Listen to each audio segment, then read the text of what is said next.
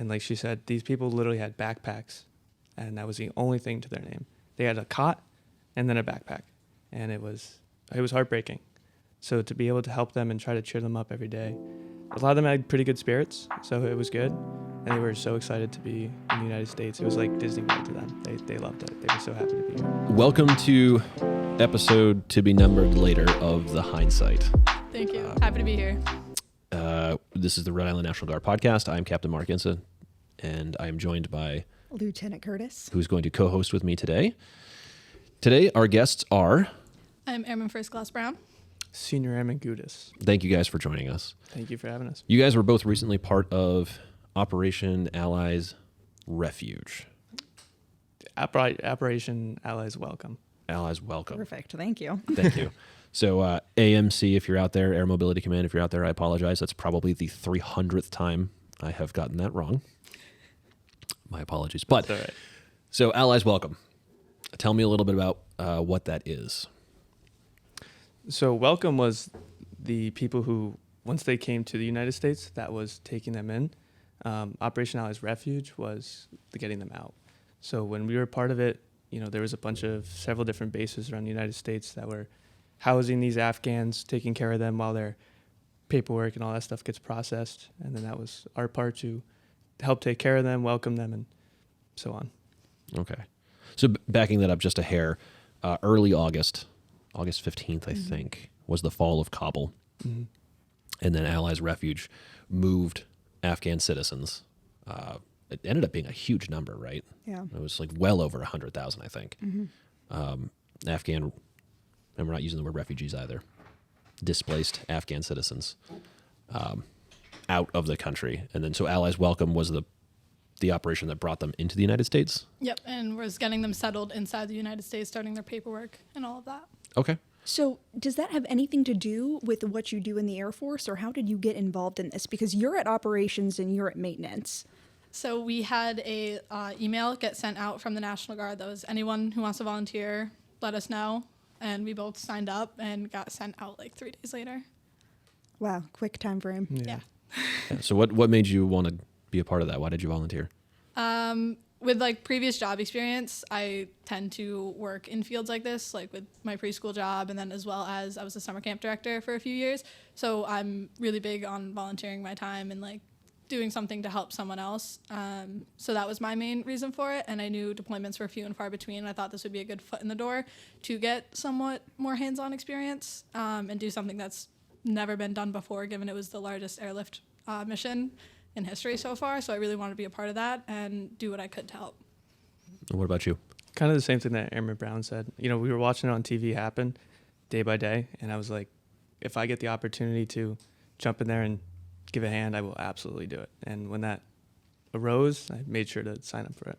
That's incredible to see something happening and say, I want to be a part of that and be part of the force that was able to jump in.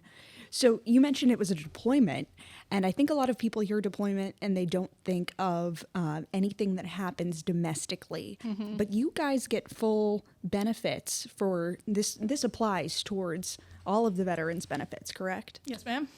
Wow, that's a great deal. Yeah, definitely can't complain. 3.5 hours from home, a deployment. Right. That's so good. You were in New Jersey. That's right. And this was based out of Fort Dix. Yes. Okay. So what was that like? I mean, you get there. This was a very short fire mission, right? I assumed it was a little bit chaotic when you got there. When we showed up, our original job was on the escort team. So we were escorting all of the trucks with supplies coming in to help build up one of the villages, because there's 3 villages on the base. 2 of them are in old army barracks, and then one of them they built tents. It's an entire tent city, so they built it from the ground up.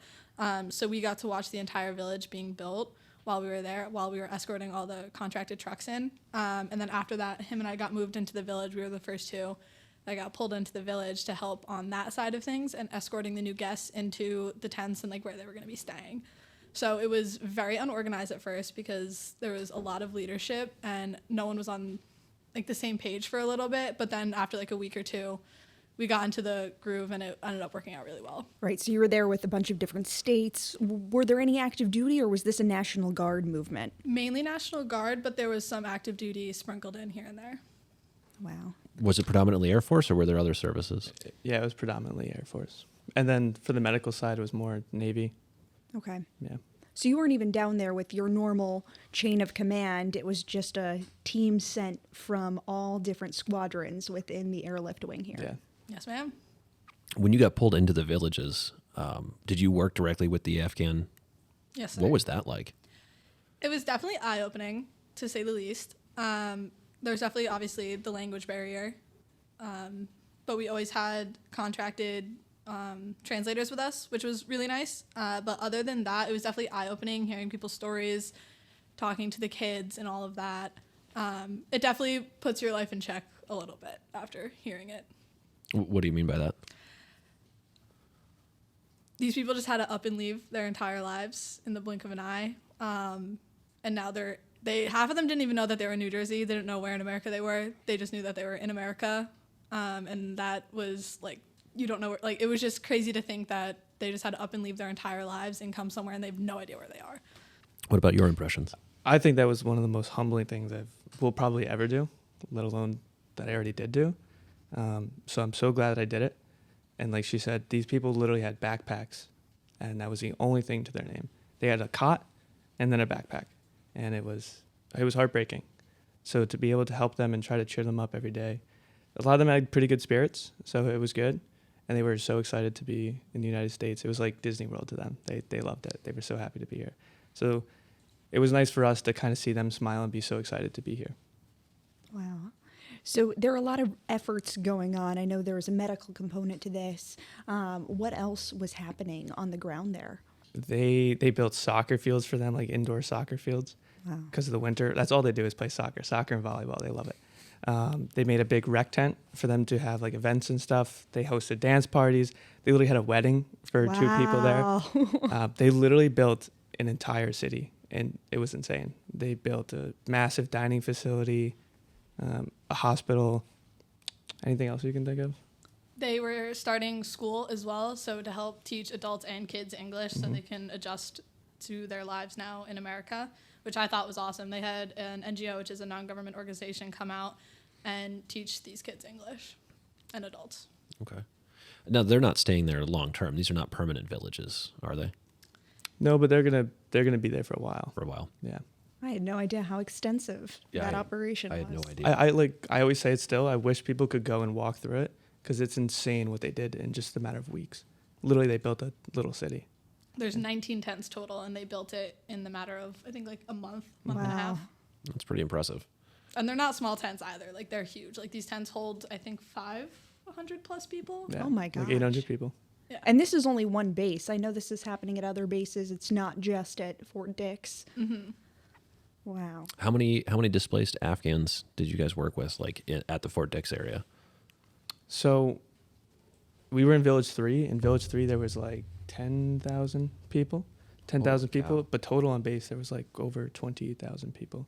Wow, Yeah, It's impressive. a lot of people. unbelievable. And then you have all the other bases around the United States as well. Sure. So there's so many people here. So was this the first deployment for both of you? Yes, ma'am. I did COVID orders for a month, so Okay. I was used to kind of the Used to operating in crisis. get up and all Yeah. the hectic chaos for a little bit. where so nobody knows what's actually Exactly. happening, and It we're it was the figuring it same. out as we go along. Yes. Man, COVID was a good time, huh? Oh yeah. Actually, that brings up a good question. While you were there, how did you guys work around COVID restrictions? Do you guys wear masks while you were at Dix? We did wear masks. We wore the N95s. But there was a lot of other stuff besides COVID.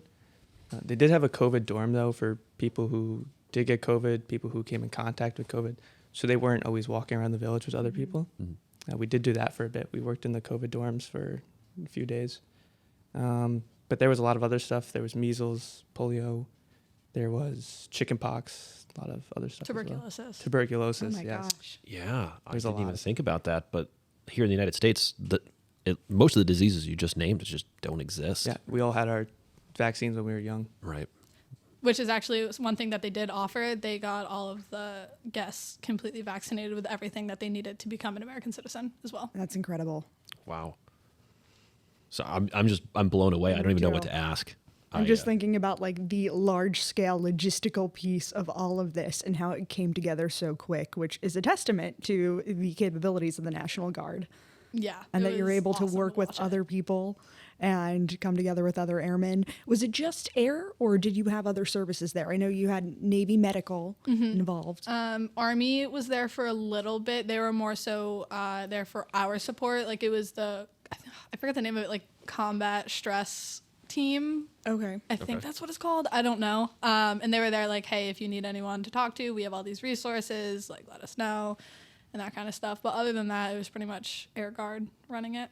Did you find working there strained you in that way? Did you feel like you could have used the combat stress teams?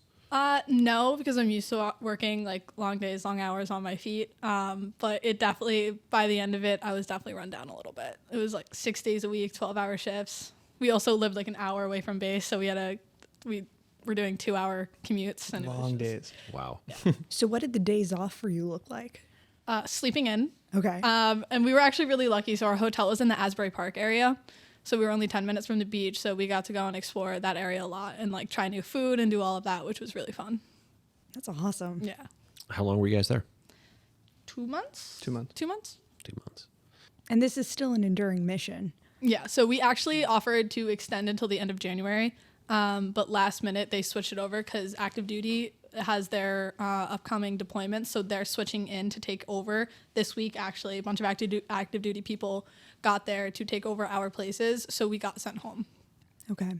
And how did this all play out with your civilian employer? Because you are a civilian employee on the outside. What did this look like and were they supportive? So I actually accepted the job 2 days before I got told I was being sent here Oh, or wow. sent to Fort Dix 2 days before. And I did inform my employer. I said, hey, listen, this is coming up. Like, I don't know how long I'm going to be gone for, Right. whatever. I actually never heard back. But then when I found out I was coming home, I reached back out. I said, hey, I'm on my way back home. If the spot's still available, I would love it. And we're still good. So Oh, wow. yeah. Oh, that's so they held the stressful. spot. Yeah, it was really stressful thinking about it because we got told Thursday the 21st, I think, that was our last day of work. We got told that morning that like we're my out gosh. processing and going home tomorrow. So I was like, I don't have a job, I don't think, to go back to. I was like, oh no. Oh. Yeah. Thank you, Sarah. Yeah. And how did this impact you with school? So I was registered for 4 classes, and then I was like, okay, I could do it. And then once I got down there, realizing we're working, it was 12-hour shifts, but then the hour drive and then hour drive back, 14-hour shifts. I was like, there's no way I'm doing 4 classes. So I had to drop 3. So now, unfortunately, because we got sent home, I'm just stuck with doing 1 class, which, as you guys know, isn't much and easily can handle that. So I'm trying to get orders to go back on base, but it kind of definitely screwed up a lot of things. It just speaks to the testament of the flexibility of members of the National Guard. And wow, that's, as I like to say, it's very spicy. Very spicy. Keeps it interesting. Yeah. When they say always ready, always there, they mean it. Truly. But that's a big commitment. Big commitment. So you're going to go back to school in January then? Absolutely, yeah. I'll Okay. do 5 classes. All right. Don't let deployments interrupt your school too much. Yes. That's a story as old as time, and I hate to see it. Yeah. I'll try to do a winter class too. Yeah, that's a good Hopefully. move. Yes. Well, that's really good. So I want to key in a little bit on sort of your personal experience. What was it like walking through the streets of those villages, just being surrounded by people who are so different? Their life experience is like so alien. As a female, speaking from that side of things, there was a lot of eyes on me because at the time I was really blonde, so I had like almost white hair. And I was walking through, I wasn't covering my hair. I was walking around in just like my OCPT, just very open as American women are. And I just remember having all the little girls' eyes on me, just like wide-eyed and just like, oh my God. And it was just like really cool. It was very heartwarming. And everyone would say hi to you as you walked through. Like, we actually learned a little bit of their language too, so we could start communicating with them better. Just like simple things like, hi, how are you? How's your day? Things like that. Which was really cool to be able to walk through and like have like quick little conversations with people. And everyone just wanted to talk to you. Like, they just want to hear about you, and then they want to tell you their stories. And it was really cool. We loved walking through the village so much that we would literally go for a walk every morning and then before we left, because that is, on those moments is when people stop and talk to you. When it's quiet in the morning, there's not a lot of people awake. And then at night, when it's like all hustle bustle at like 7 o'clock when you're leaving. So those were the best times. I thought originally I'd be kind of nervous to start walking through the village and really being close to these people, because before we left we did a lot of like cultural training. But really when you got there, it wasn't so uptight cultural. You know, they really kind of were leaned back. The women dressed not as strict. They weren't as strict to their cultural. And it was just definitely different than what we thought. And we really tried to make the best of it. Enjoyed walking around and spending time with them. So you went out of your way to make yourself available. Absolutely. Why? Why did you want to make yourself so available? I personally love talking to people and hearing about other people's lives and just seeing how, like, I love divulging myself into other people's cultures. I find it so interesting. I love hearing about religion. I just love hearing how other people live and getting that firsthand experience. I wasn't going to pass that up. The same thing as Brown. I just love digging into them. But I would say for me, I have this bad habit of getting into people's shoes and seeing where they're coming from. So I felt really, really bad for them. So I wanted to make sure constantly that they were okay. Like when new families would come in and you would personally bring them to the cots that they would be staying at, the next morning and then a few days after that, I would check on them every single morning just to see how they were doing. So there was like a constant trickle. It wasn't like, oh, here's 10,000 people all at once. Yes and no. Okay. So when we first got there, we had about 2 or 3 buses a day of like maybe like 5 families, depending on the size of the families, of course. And then for a while there was a measles outbreak. So they stopped all transfers to any bases for 21 days. So for 21 days, we didn't have anyone coming in, which was actually really good because then we got more tents built up and ready to go for all the people that did start to come in. And then right towards the end, before we left, was when we started getting more and more people coming in, more buses. And it was definitely a lot of work, but it was a really cool experience being able to meet these families and like have them start their new lives. Wow. What did the cultural training look like prior to getting down there? It was a CBT, so just like a little online course teaching about Afghanistan, what to do, what not to do, all that kind of stuff, things you're going to see, things to expect. And then when we got to New Jersey, we also had another cultural brief as well, which was basically the same kind of stuff. But that's all we really had. So just a little training, but it was good to know, knowledgeable stuff. Some of the don'ts was good to know, because you would think I would go to do that being an American, just that's a natural thing that we do every day, and don't do that. What's an example of that? Stuff like when they were here, they were a little bit more lenient about that stuff, but like you don't say hi to women. You don't say good morning to women. You don't even look at women. You can't even do that kind of stuff. Like you don't hug each other. They don't hug. Husband and wives don't do any PDA, any stuff like that. Very different kind of stuff like that. So I've had a couple of cultural sensitivity trainings before my deployment to Iraq and Syria, and then things caught me by surprise all the time. What's one thing that caught you by surprise? You'll see men holding hands all the time, and it's more so of like brotherly love than anything else. I actually had someone come up to me and be like, hey, what does this mean in America? And it was 2 men holding hands, and I was like, how do I explain this? I was like, well, in America, that's not so much a platonic show of a relationship. It's more of a romantic show of a relationship. And he just like looked at me like with wide eyes, and I was like, but don't worry, here that's okay too. yeah, I was like, it's fine here. Like, we don't care here, but So they're learning things from you as well, which is awesome. they had so many questions. I would say for me, it was probably the things that men could do that women couldn't. And we're just not used to that in our society. Fair enough. So you said that they were asking you guys questions too. So you wanted to learn all about them and their culture. What kinds of questions were they asking you? The biggest one I remember is we met this guy, and he specifically said, like, can my daughter go to college? And I was like, Yes. yeah, she We can, and she encourage it. better be. Like, she should go to college. And then we also informed him that he could still go to college, even though he's much older. And he had no idea that even though he was like 50-something, he could still go to college. And I'm like, yeah, we have grandparents in our college classes all the time. Like, you can still get your college degree. Like, universities any don't age, care. yeah. And he was very, very happy about that. Oh, that's so exciting. What about you? What one question did you get? Constantly, you'd get the question of like just the basic, what is America like? And a lot of the times they would think like that was America, where they were. And you're like, no, you're going to leave these fences and it's a totally different ballgame. So they were upset at sometimes when they were like, this is America. This isn't what I thought it was like. And you just had to inform them, no, this is what America's like. And I'll explain to you, show you. There's so much more Yeah. here. There's so much more beyond just the scope of New Jersey, too. We would, That's for sure. we would pull out our phones, Google image New York City, and show them Yeah. like, this is where you're going to go one day, like stuff like that. And show them what America was really like. Did they have interest in New York City or small town America? They all wanted to go to like the California. big places that everyone knows. Like, Okay. they want to go to California, New York City, Florida, just stuff like that. Obviously, they're not going to know about like Rhode Island. No one knew about Rhode Island. No one ever knows about Rhode So Island. I think we're scheduled to get 200 Yes. displaced Yep. Afghans. Yes. Oh, that'll be a very nice surprise for them. Yes. If you're expecting California and you get Rhode Island, you will be surprised, but man, it's going to turn out to be a pretty good surprise. Yeah. Oh yeah, you get seasons here. Can't complain. Yeah, absolutely. So what about like American culture? What were they excited about? Did they want to eat at McDonald's? Did they want to go to Disneyland? Some did say Disneyland. They would kind of make fun of Americans for like being fat and overweight. So they weren't excited to eat American food. Okay. They never really talked about that. They did want to start playing like more American sports. Like they were learning how to play baseball when they were there. So you'll Football. probably see them doing that. They were throwing footballs around. They've never seen a regular American football. Football to them is soccer, obviously. Right.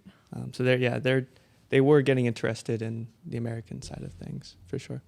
It's funny that you mentioned food. What kind of food was served there? And was it all Afghan food? Was it all American food? Were they transitioning people? Like, So one of the biggest things in their culture is eating halal, which is how the food is cured and produced and everything to put it on a plate.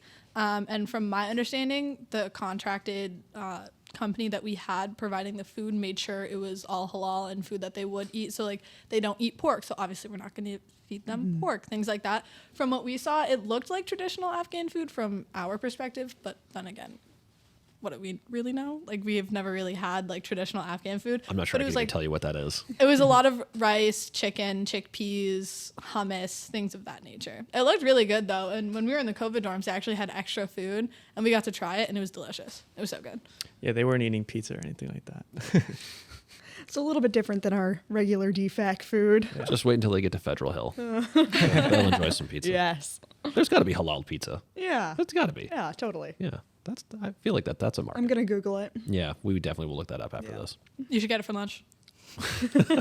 Team lunch. It was good too. There was a lot of Afghan restaurants off base, surprisingly, and we would constantly go.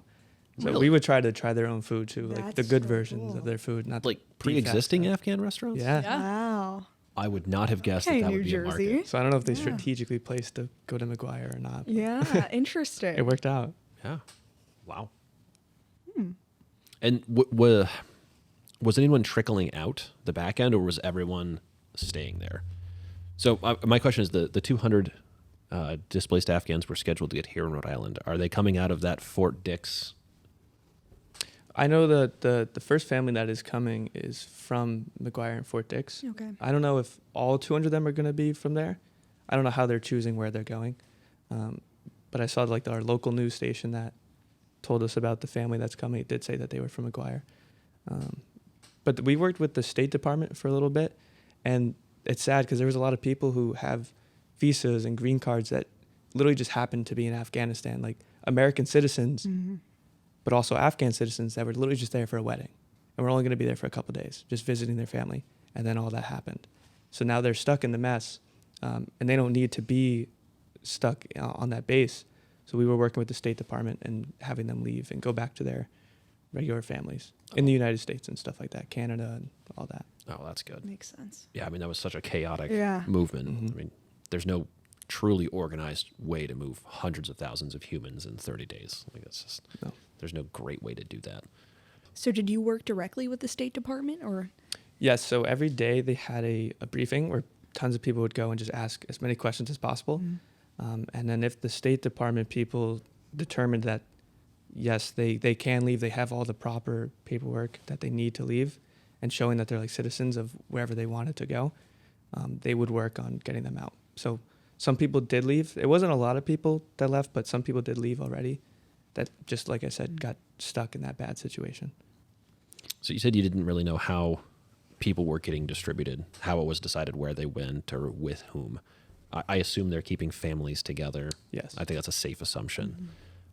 Do you know anything on our side, the receiving side? Like who in Rhode Island is going to receive these families? I don't remember the name of the program that is taking them. I know it starts with a D. So Dorcas International. Dorcas, yes. They're the ones who are taking care of them and coming in. But that's all I know. I don't know where they're going to go in Rhode Island. Okay. We probably will put some contact information for Dorcas Yes. in this Good idea. podcast because I think there will be people who might want to volunteer. I know they are Be a looking part of for that. volunteers. Yeah. We plan on signing up to help as Good. well while Yeah. we're here. So that was going to go into my next question. You're going back to operations, you're going back to maintenance. How does this experience shape your perception of what you do from here on out on drill weekends or in any future mobilizations? It definitely makes my job feel like it's more of a bigger picture. Knowing that like not only am I just like fixing helmets that the pilots are wearing to like go on an exercise, it's like, wow, if we actually needed to take our aircraft to go do something, I know that the helmet that they're wearing that I'm fixing is going to be there and like it's going to be used and needed. And that's just cool to see how it just trickles down that far. Yeah, definitely. Same thing in maintenance, just making sure that the planes are ready. Because I know that we did do some moving with our C-130s, which was pretty cool. But I would also say readiness, so having nothing to do with maintenance, but being spiritually, mentally ready to go and deal with stuff like that, because it wasn't an enjoying thing all the time. We saw some pretty sad stuff a lot, but I'd probably say every day. So just constantly being ready. And speaking to that piece too, I mean, mental health is a part of readiness. What is your takeaway from that experience in regards to mental health and readiness? We did have a lot of people come and talk to us and make sure we were doing okay. Our DPH on the wing side came down. There was a lot of other people, chaplains. We went to church a couple of times. It was nice. But really everybody who was there together, we all talked and made sure that we were all good because we all knew what we were thinking and doing because we were all doing the same stuff. So we were all checking in on each other. Sure. How about the mental health of the guests? I mean, they literally grabbed a backpack with whatever they could carry and left everything behind. I mean, that's got to be traumatic.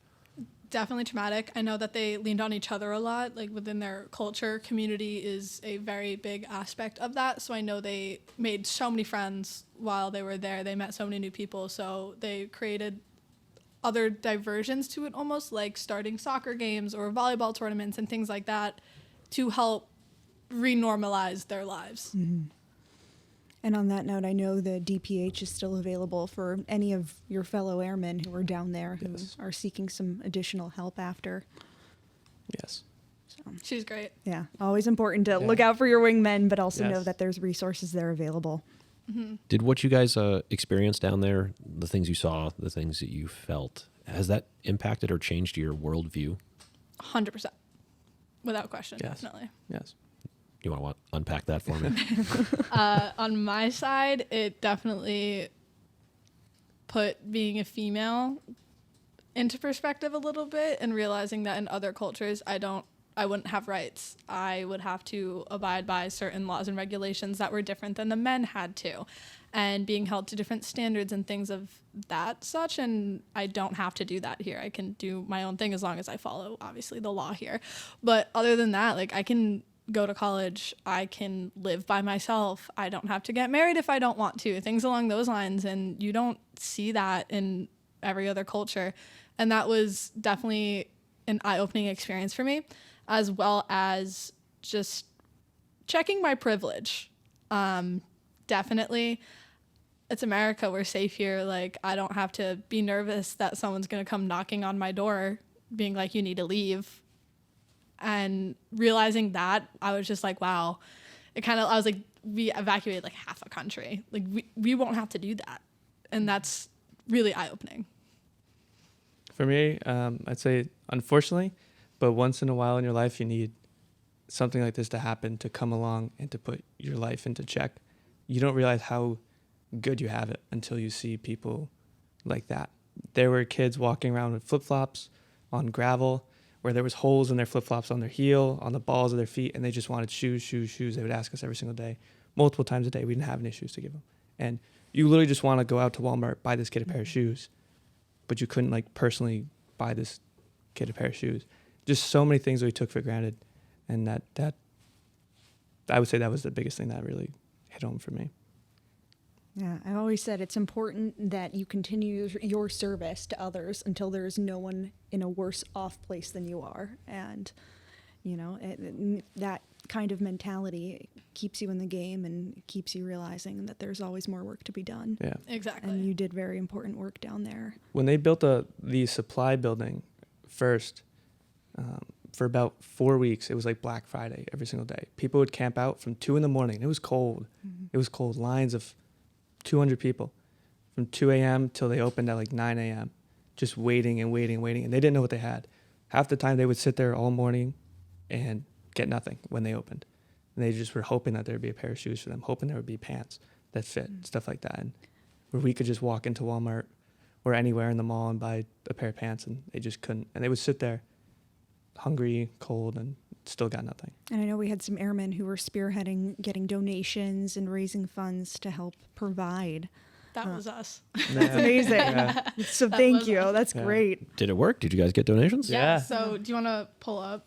I think I remember it. We raised, Yeah. just from family and friends at home, everybody wanted to help and they wanted to do their part. We raised over $800. And then from there, we would take that, we'd go to Walmart, we'd buy tons of shoes, pants, jackets, shirts, all that kind of stuff. People would send us clothes to give. We donated over 80 shoes. We got over $800. We donated so many jackets, shirts, but shoes was the biggest thing that they really needed. And toys for the kids. Toys, we donated over 80 something toys. That's amazing. I wish I had known. I just gave a bunch of shoes to Goodwill and clothes to Goodwill like 2 weeks ago.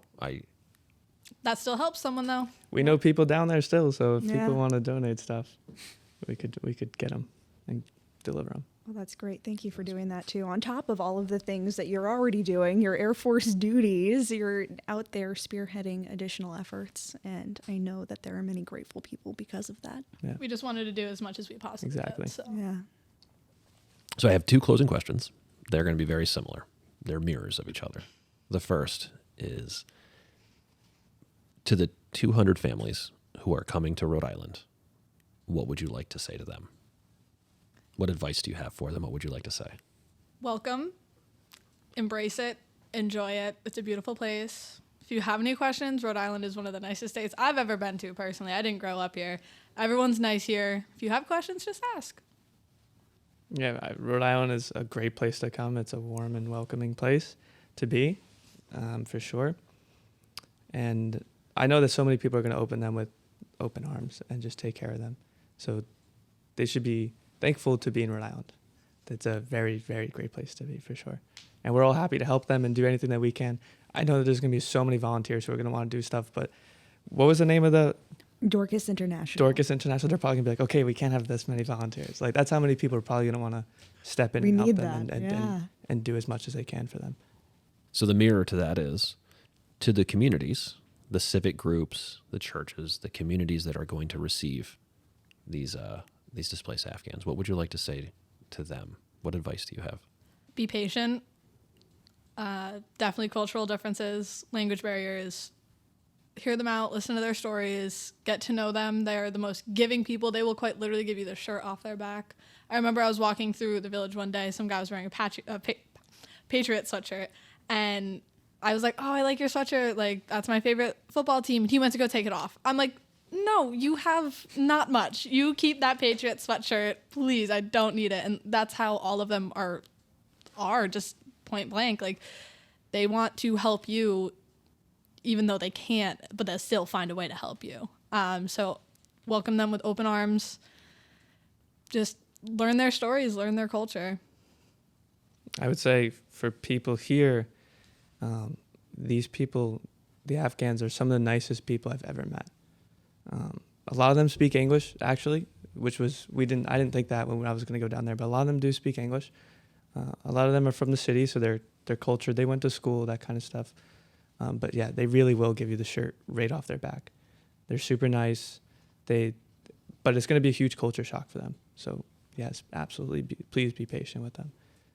But they are great people. Talk to them. Try to become friends with them. We've built so many good relationships with people. so many people, and I hope to see them again. We couldn't exchange contact information with people, so unfortunately, probably we won't see them again. But Was that a rule, or they just didn't have cell phones, or? a rule. They all had phones, they all had emails, they all had phone numbers, stuff like that, Snapchats, Instagram, all that kind of And stuff. you weren't allowed to exchange contact information? No. I wonder what that's about. I assume there's a good reason for it. Yeah. From my understanding, it was more so they didn't have positive identification on absolutely everyone that came through. Got it. So it's more so of like a security side of things. Makes sense. Got it. Got any closing questions?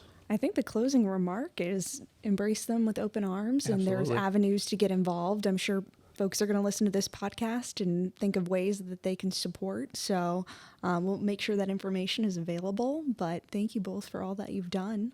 Thank you for having us. Yeah, thank This you. was awesome. It was fun.